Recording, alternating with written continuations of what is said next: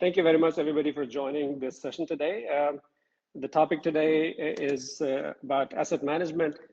This is part of our OT cybersecurity webinar series that we conduct every month. This was supposed to be conducted last month. Unfortunately, due to some scheduling conflict, we couldn't do it. So today, 23rd of October, we're going to have this brief discussion on this topic. We've already gone through the housekeeping rules, so I'll skip that. Very quick introduction about myself. My name is Mubarik Mustafa, and I'm an industry veteran, 30 plus years of experience in the industrial automation and cybersecurity domain, with some credentials to go along with the experience. So the topic today is sort of overdone topic. Some of you may think that we've talked about asset management. In fact, one of our previous webinar was on the same topic of asset discovery versus asset management. And this topic has been presented many times in the industry by a lot of industry professionals. So why are we talking about it again today? Well, maybe the message is still, it needs to be re-emphasized or reiterated because we still see a lot of, I guess, lack of awareness of how critical this asset management part is when it comes to OT cybersecurity. So we thought we're going to have some discussion about it from a very slightly different perspective on the topic. So very briefly, I'll skip through these slides. These are just meant to sort of align on what the OT environment is. OT environment typically is the industrial plants or industrial facilities with some kind of industrial control system with a lot of PLCs, RTUs, networks, HMIs, and servers and workstations. That's how typically we look at industrial control systems. It could be maybe a power plant, a substation automation system, some control centers connected through WAN environment. All of these typically fall under the heading of OT cybersecurity. So I'll skip these slides. Hopefully everybody understands what OT means and get straight to the topic, that why asset management is the foundation of OT security.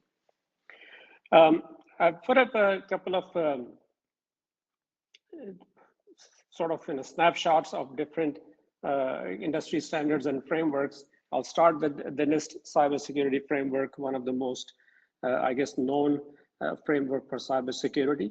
It is not necessarily just for OT security, but in principle, the same framework is applied in the OT domain as well. I'm sure some of you may know that. If you don't, just look at NIST 800-82 R3, which is specific to OT security and is based on the NIST CSF. But back to the topic. So if you look at the NIST CSF cybersecurity framework, it has multiple domains. It talks about the governance part, which is, of course, a basis for any kind of cybersecurity framework. But it has 5 domains: identify, protect, detect, respond, and recover. And all 5 are equally important when it comes to cybersecurity. If you look at the first one, identify, literally the very first topic is asset management. And we'll see in the next few slides how this forms the basis of everything else that is either required or recommended by such frameworks and standards. If I look at just this part in a little bit more detail, you will see that it says for the asset management, assets information, for example, the hardware, software, systems, facilities, they need to be identified, and the inventory needs to be managed in an organized manner. And the actual requirements talk about inventory of hardware managed by the organization, inventory of software and services and systems, inventory of service provided by other suppliers. Assets should be prioritized based on classification, criticality, resources, impact, inventory of metadata, and then a very important part that all of this needs to be managed throughout their life cycle. So this section talks about strictly about why or how the asset management is done or it is required to be done as per NIST framework. If you look at another recent release by CISA, and this was done in, I think, August of this year.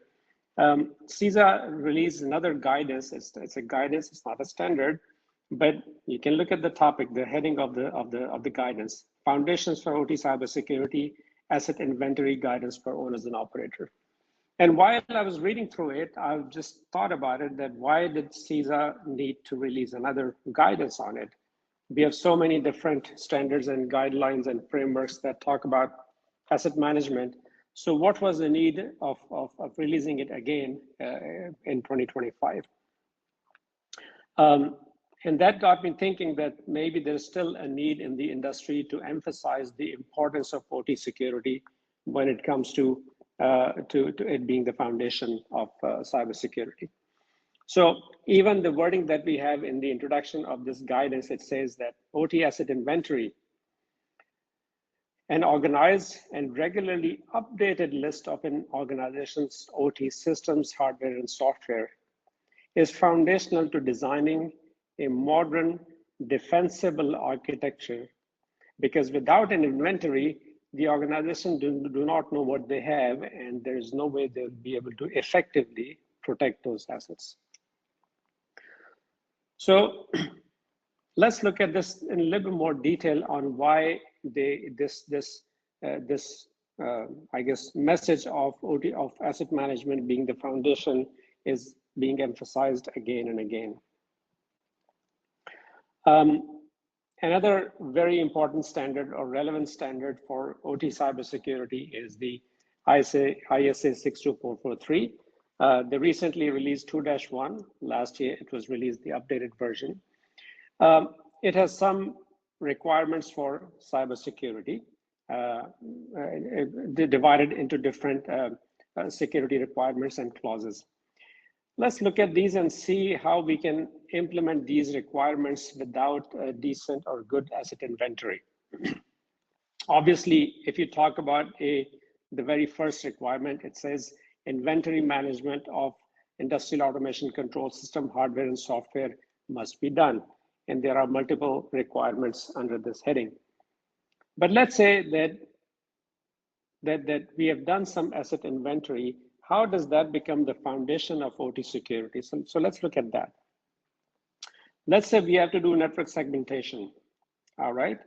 And what is network segmentation when it comes to OT security? Dividing the OT network into different zones and conduits and segments.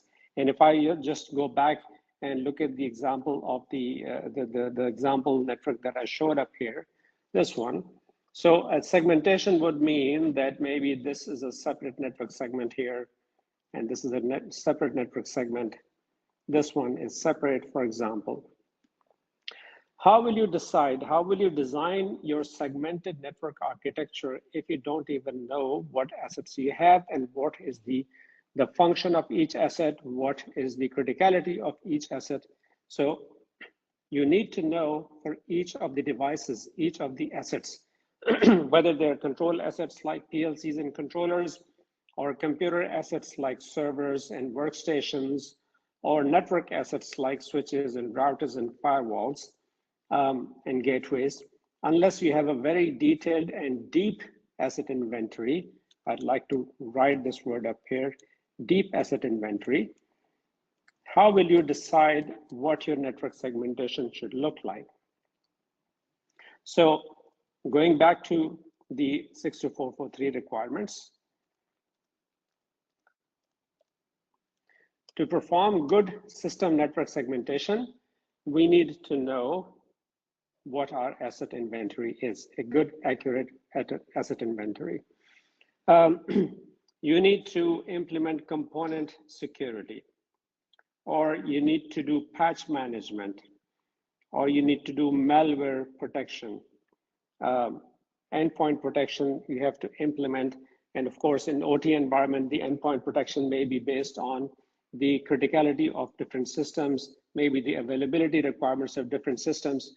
So if you don't have an accurate asset inventory and a deep asset inventory that talks about the additional parameters that are required in the inventory, it will be practically impossible for you to have effective malware protection, effective patch management.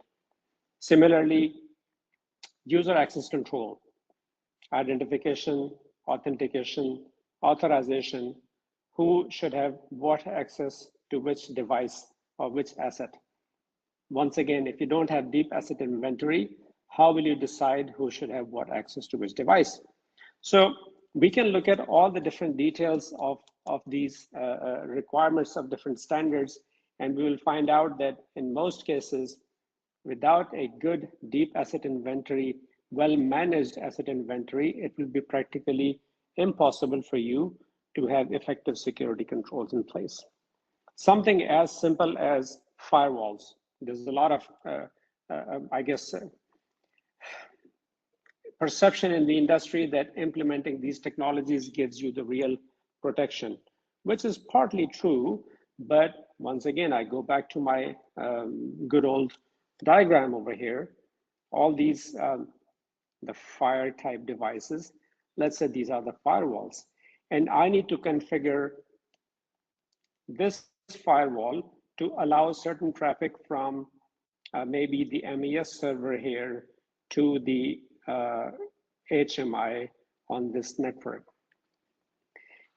Or I need to allow communication from this engineering workstation to this PLC down here. If I don't have a deep asset inventory that tells me what each device is, what is the function, and what are, let's say, the communication protocols and all those things, I cannot even configure the firewall. So just installing the firewall itself is not the solution. You need to implement or configure the firewall in a way that it provides you the required protection that is needed.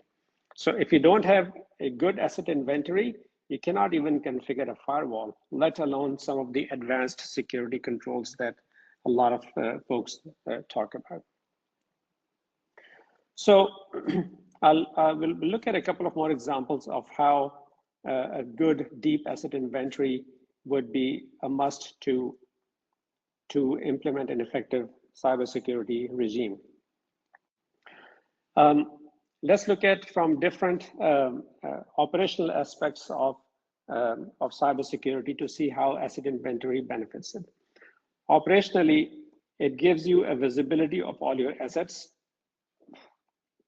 And by operationally, I mean that whoever is the facility operator, if they don't have the visibility into what devices they have in the OT environment, it will be very difficult for them to maintain a good cybersecurity posture. It helps eliminate shadow and rogue devices.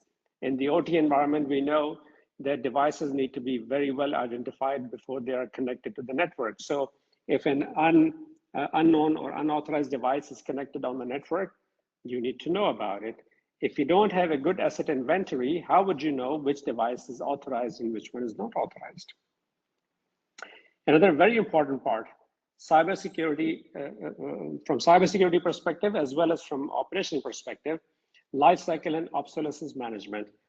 Which devices are supported by the OEMs? We all know that Windows 10 has been, Microsoft has stopped supporting Windows 10. It is at the end of support stage. If I don't know which devices has Windows 10, which device has Windows 11, what the firmwares are in different PLCs and the different switches and routers and the firewalls, I will not be able to determine which ones are out of support and which ones are not available in terms of spares and patches and updates from the vendors. So again, a deep asset inventory is required to do the life cycle and obsolescence management of the OT assets. I'll just skip a few. Of course, it's on the screen. You can read through it. From maintenance perspective, something as simple as patching an update. If you don't have the asset inventory, you cannot maintain a good list of what patches are installed and where they're installed, and then you cannot plan on closing the vulnerabilities or the gaps. Preventive and predictive maintenance planning. If you don't have the asset inventory, you don't know what servers and workstations are there, which ones have redundant hard disk and which ones need to be, sometimes you need to clean the servers and workstations. If you don't plan it in a proper way without the inventory, then you start getting into risk of unplanned events within the organization. Obviously, tracking and planning maintenance activities, maintenance schedule, maintenance history, all of that requires deep asset inventory. Moving more towards the cybersecurity side, because these were from operational and maintenance perspective. On the risk side, if you don't know, for example, what firmware and software are installed on different devices and what vulnerabilities exist in those firmware and software, how can you perform risk assessment and close the gaps? You cannot. Similarly, you cannot always just install patches and do the updates. You need to understand what the criticality of different assets are, and then you need to prioritize the different mitigation based on the criticality, based on the need for plant availability, based on impact of that particular asset on plant operation. Identifying which assets are legacy, which ones are high risk, where the dependencies are. All of these related to risk assessment require a very well-maintained asset inventory. Obviously, in the previous couple of slides, we talked about that when you design security solutions, whether it is something as simple as endpoint protection or doing zoning and segmentation and conduits, implementing SIEM solution, you're going to implement a SOC in which you have a SIEM software that receives alerts from different assets. We'll look at the use case, one of the use cases in the next few slides. But if you don't even know how many assets you have, or which assets you have, what type of assets you have, and what type of logs and alerts it can generate, how will you configure your SIEM software to receive the logs from those devices? Implementing Active Directory, multi-factor authentication, implementing a backup system. Okay, one of our clients, they actually asked us to come in and implement the backup solution, and we went in and we installed the backup software, and then we said, okay, well, what device, where is your asset inventory? Because we need to develop a backup business continuity and disaster recovery plan. And they did not have a good asset inventory. So how do we develop the disaster recovery plan if I don't even know what assets they have, what software is installed on each computer, what type of data is there on the computers, what do we need to back up, and how often do we need to back up? We could not even start on the design without a good asset inventory. So we had to actually develop the asset inventory before we started the design process of the backup software. We talked about business continuity, accelerating incident response. I actually have a real example of a facility where a cybersecurity incident happened. It occurred, and the incident response team convened to start responding to the incident. And it was a significant incident wherein a lot of servers and workstations were impacted, and the servers and workstations, they went offline. So here we were in a conference room with the disaster recovery team, and the first thing they started asking each other, hey, how many servers and workstations did we have? And there was silence in the room because nobody had a good asset inventory. There was not even a list of servers and workstations available. So think about it, an organization's assets are all wiped out. Some of those assets were physical, some were virtual, and nobody had a good asset inventory. So how would they start in the recovery side? So their recovery time was significantly increased. They spent a lot more time just making a list of what they had because all of the servers and workstations were wiped out. So Coming up with a list of all the hardware, all the software, all the assets, that required significant amount of time, and it wasted precious time that could have been reduced if they had a good asset inventory available. And of course, when you talk about compliance and governance, literally every cybersecurity standard that I have seen, at least, whether it's on the IT side and specifically on the OT side, one of the very first items that they talk about is the need to have a good asset management system, a good asset inventory. We already saw a couple of examples of NIST cybersecurity framework as well as the ISA 62443. They both talk about in the very beginning of the standards that the end user must have a well-maintained asset inventory, a deep asset inventory, before they can talk about implementing any of the cybersecurity controls. So now that we have talked about the importance of, or why OT security is why asset management is the foundation of OT security, let's talk a little bit deep into what type of asset inventory or what is required to manage the asset. By the way, I forgot about this. So I have a couple of use cases where if you think about the different aspects of cybersecurity, how the asset inventory comes into play. So let's say, and it's a very raw kind of workflow, let's say in the SOC, you have the SOC receives an alert from an intrusion detection system flagging some unusual traffic on the network. Well, the SOC analyst, the very first thing they need to do is they need to look at the asset inventory to figure out what those assets are, because in a lot of cases, the intrusion detection systems, they provide the information based on IP addresses. That IP address, 192.168.5.1 is trying to communicate with 10.4.1.8, whatever the address is. Well, the SOC analyst will need to look at the asset inventory to determine what those assets are. But those actually authorized assets, or is it a rogue asset?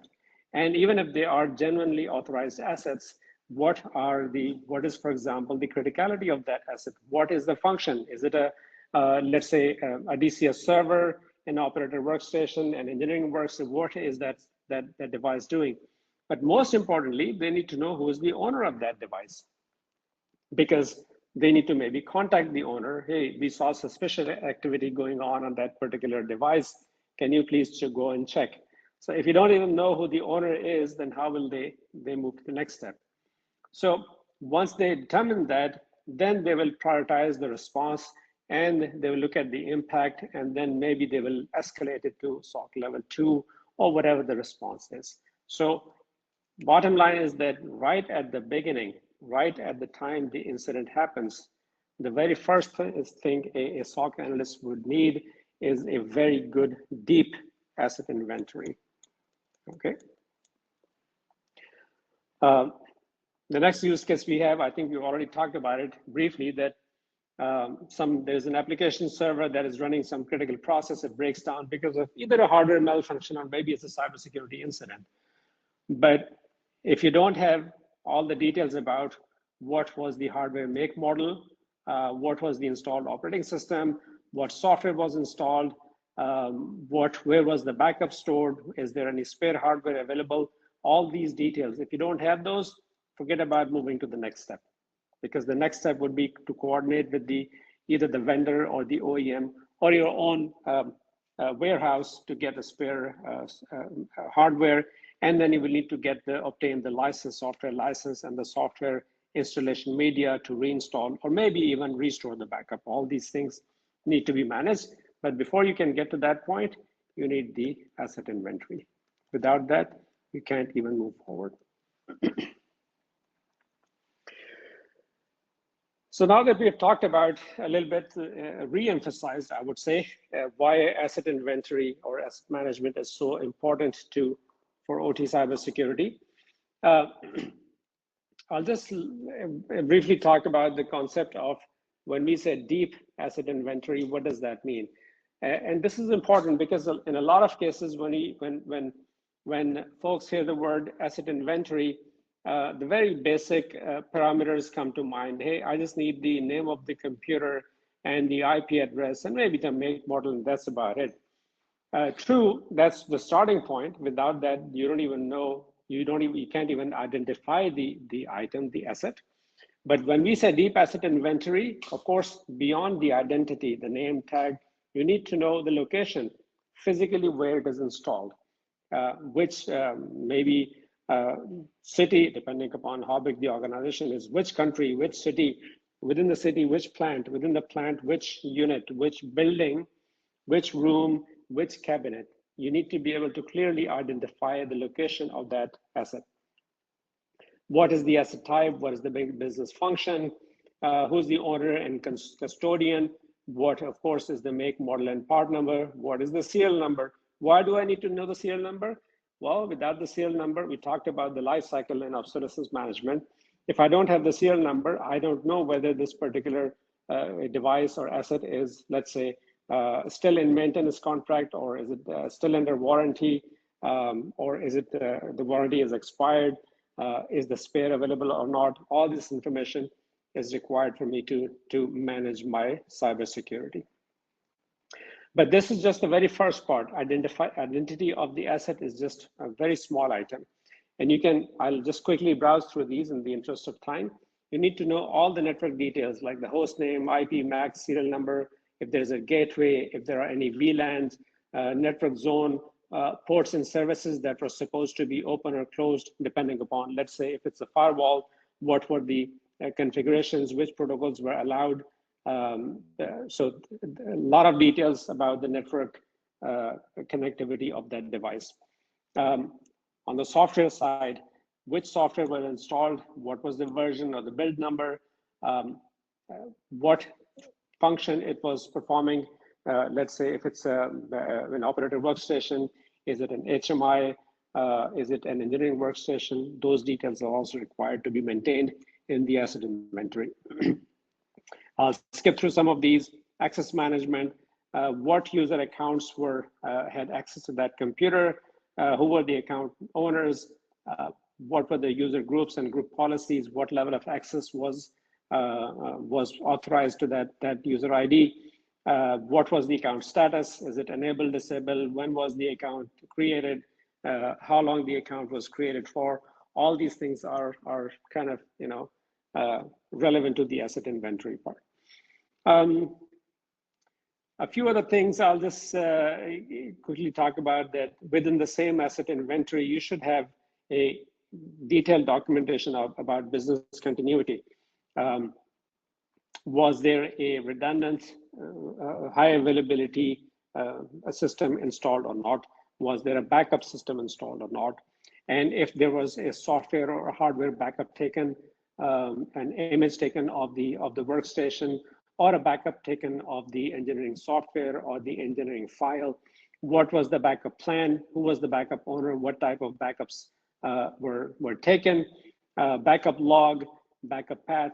Just think about it, that you have a disaster, a computer is lost, a critical server is lost, and you need to restore it. And you know, well, we had a backup that we took some time ago. Where is that backup? Because I need to restore it. And you're running around trying to find out whether it was on a USB or a removable hard disk, or even if you placed it on the server somewhere on a shared drive or SharePoint, wherever that was. If you have not identified it, if you have not documented where that backup is, first of all, it will waste precious time for you to find that backup. And second, if it was not properly cataloged, you wouldn't know which backup. You had 5 different backup files taken in the past, let's say 1 year, and you wouldn't know which file was the current one.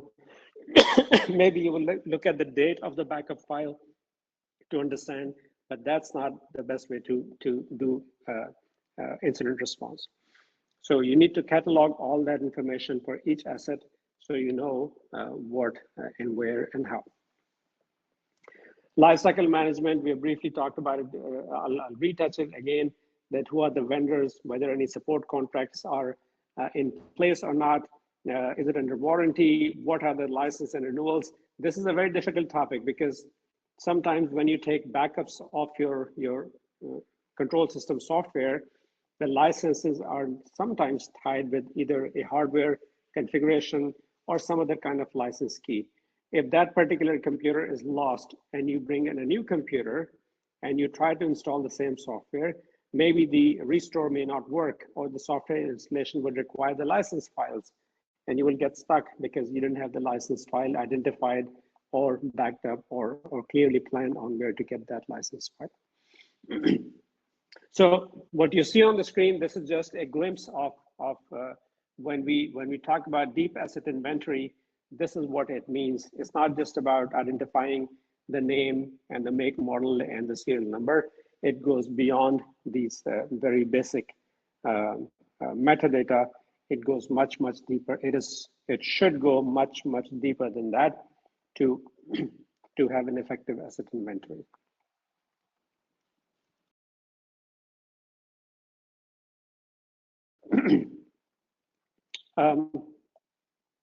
So how do we develop such detailed asset inventory? Obviously, the very first thing is to identify the assets. Of course, we all know that. I'm sorry, no, not from here. First, you need to define the scope and objectives. And this we took from the same CISA guidance that was released last month, a couple of months ago. Because it was very well defined, we didn't have to make it all over again. But first, you define your governance and how the asset management will be done through the governance. And this is the most important part, because I've seen a lot of end users, they develop the asset inventory, they do a decent job in developing the asset inventory, but after maybe a few months, maybe after 6 months or a year, the asset inventory is already obsolete because they did not maintain it very well. So I think that it's very important for this to be done at the beginning. Definition of how the asset management will be done. The governance over asset management is extremely important. Similarly, assigning roles and responsibilities. Who will take care of what? Maybe the asset inventory needs to be updated. Does it need to be updated through some automatic sources like network scanning or the intrusion detection systems or network management systems, or does it need to be updated manually? Whichever way you decide, the roles and responsibilities need to be assigned to make sure that the asset inventory, it stays updated. Similarly, scope of the program. And I think that some of the examples you saw on the previous screen on what type of data you will collect and implement, and which facilities, which plants you will cover, all that needs to be planned. So this is the planning phase of the asset inventory development.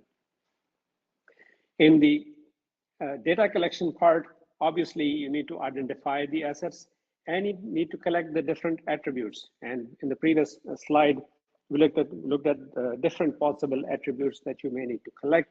You need to define the taxonomy for the categorized assets. How will you classify the assets? How will you categorize the assets? How will you organize the structure and relationship of different assets? And all of this goes back to this previous slide, that this is a lot of information. We need to be careful on what information we collect. We should collect only the information that is needed. So maybe from all this list and even beyond that, pick the part that you think that is required for your organization and design that taxonomy that will drive the detailed asset inventory going forward. Of course, you have to manage and collect data. Once you have done the basic identification, you need to collect the additional information, just like we showed on the previous screen.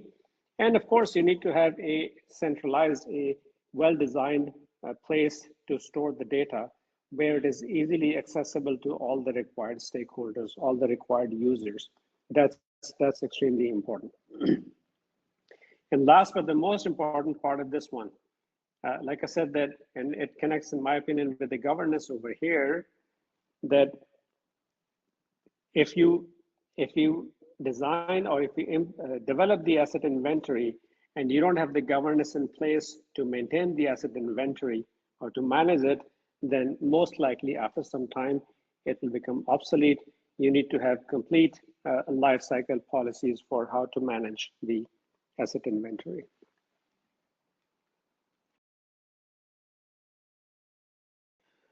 A very important part of this whole discussion is the role of management of change in the asset management. The OT environment is very sensitive to changes. We all know that. And in a lot of cases, the practice that is followed in most industrial facilities is that the change request needs to be implemented, needs to happen before the change happens. So whatever change is required for assets, it needs to go through an MOC process where the change is designed first, it is approved, the asset inventory is updated, and then the implementation is done, and the audit trail is maintained to track the history of changes. This again is required to ensure that you have a well maintained asset inventory available at all times. Without an effective MOC process, you may not be able to maintain a decently accurate asset inventory in your organization. So in conclusion, asset management is the core of OT cybersecurity, without which it is practically impossible to implement an effective cybersecurity program.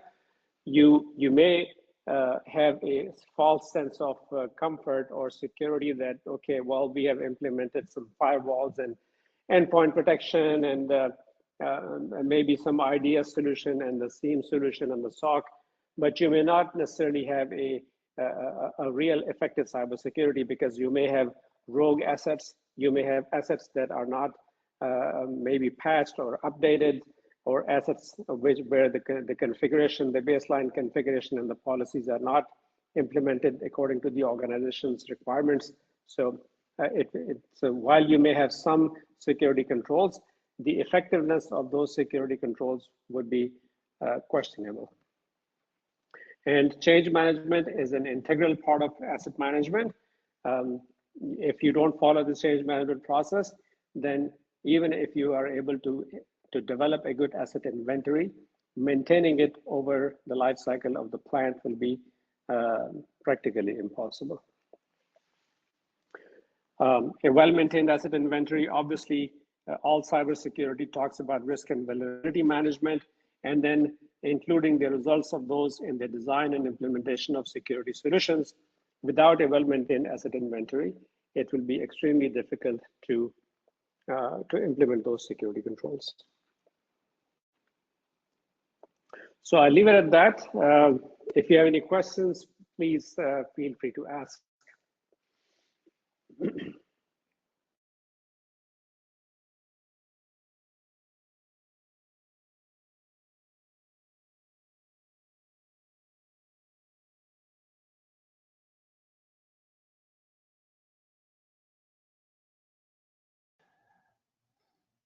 Thank you, Mr. Mubarak. Please, if you have any questions, you will see in the corner, you will see the icon of the questions on the right in the top. So sure. Please, if you have any question, you can type it, please. All right, so one question, which of course I get very often, is that how do you build the asset inventory?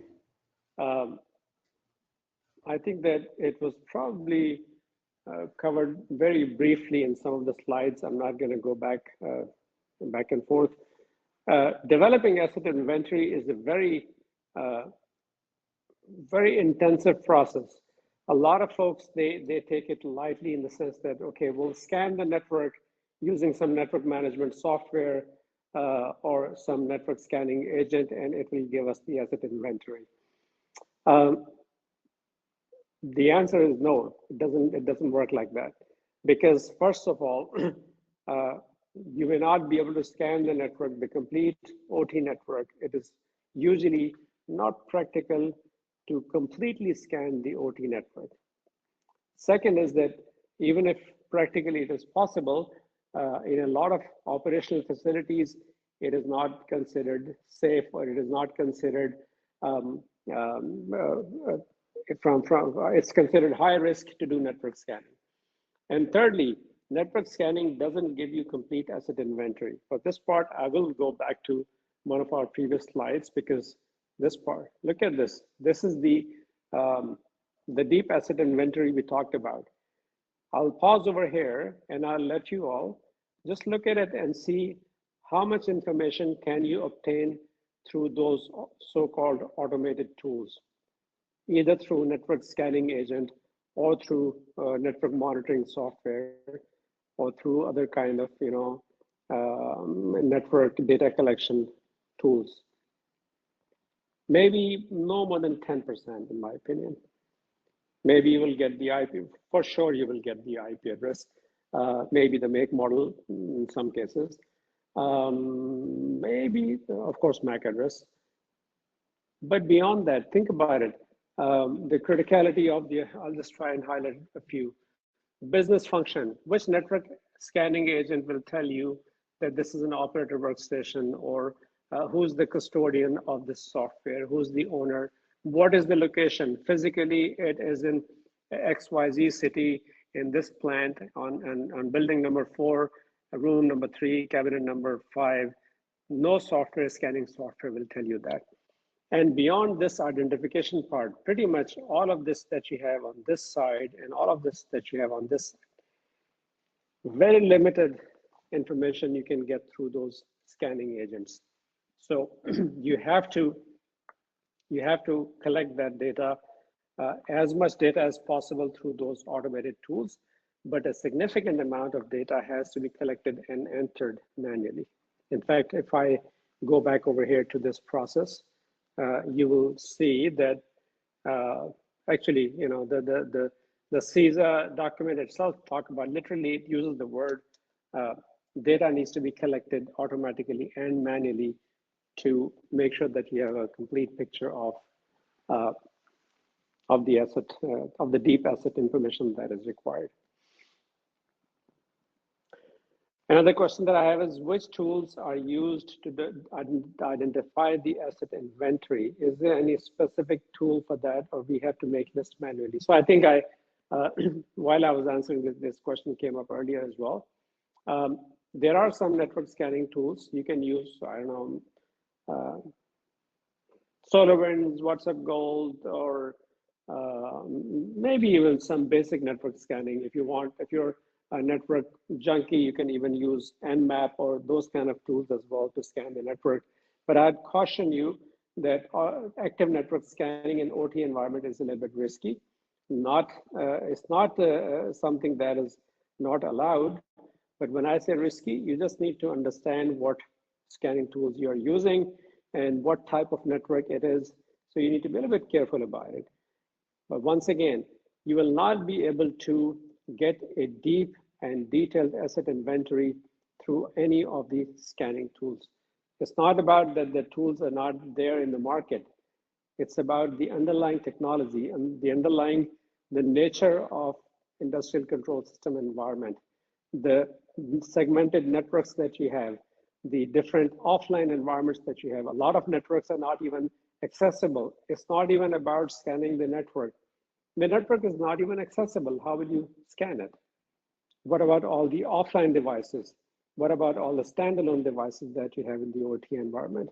So you're not going to be able to just click a button and scan it. And this is the part that in a lot of cases, people get scared of.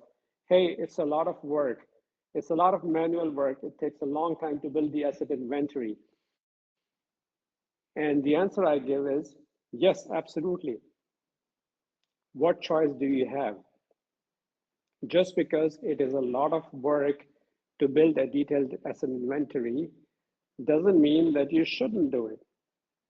You need to do it because we've talked about it over the past 30 minutes or so, that without that, you're not going to be able to implement an effective cybersecurity program.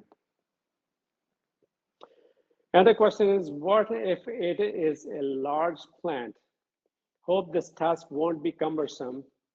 Is it advisable to inform the field/PLC engineer rep to collect this asset, or is it better for the OT engineer to collect the data himself on the field? Very good question. Developing an asset inventory is not one person's job. And let me just restate that statement. It's not even about developing the asset inventory, it's about maintaining it. Let's say that the OT engineer does spend a lot of time and effort and goes to all the different units and areas of the plant and develops the asset inventory completely by himself or herself. Well, guess what? What's going to happen after 6 months? You're not going to keep running around by yourself throughout the plant again and again to continue to revalidate or update the asset inventory. This is the part that I think we're on the right screen. When we talk about this here, defining the governance and assigning roles. So you will assign the role, just like you have said, that you will assign the role to the PLC engineer.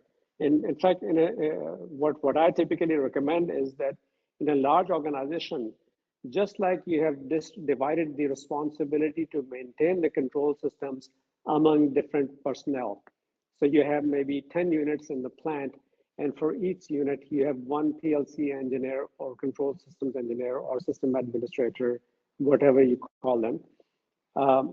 Just like you give them the responsibility to maintain the control system, the IO cards, the power supply, the terminals, and all those things, give them the responsibility to keep the asset inventory updated.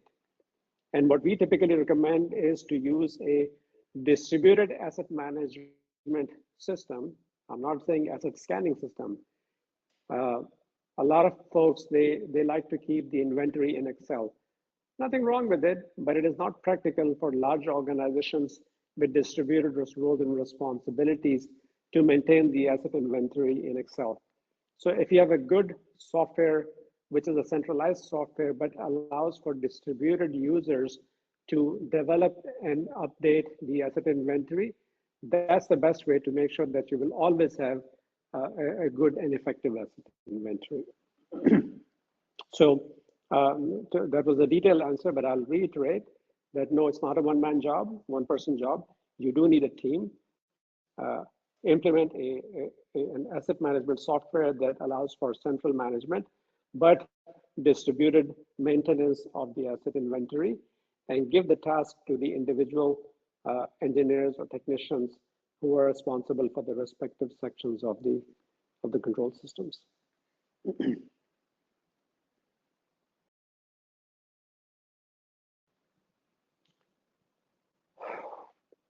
All right, so we'll give it another 30 seconds or so. If anybody else has any questions, please ask.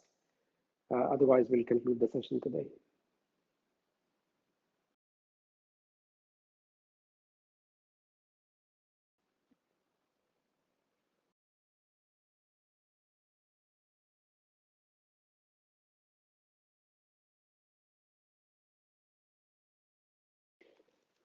All right, we'll conclude it at this time. Thank you very much, everybody, for attending. And hopefully you benefited from it very quickly. The next webinar will be a much more interesting one because we'll go in a little bit deeper into control systems, that how control system programming methodology impacts cybersecurity. This is going to be a slightly different type of webinar. Up until now, we've been focusing more on the cybersecurity side of things, but this will be focusing on the control systems and more importantly, the programming methodology of the control systems and how that impacts cybersecurity. I think that this will be very interesting for folks who actually do the PLC programming or control system application programming. So I would highly encourage all of you to attend this one. You can scan the QR code to register for it, and feel free to pass it on to your colleagues, your friends, or anybody else who may be interested in it. This will be on Thursday, 4th of December. It'll be from 3 p.m. to 4 p.m. Saudi time. If you have any questions, send it to webinars@acetsolutions.com. And thank you very much for your participation today.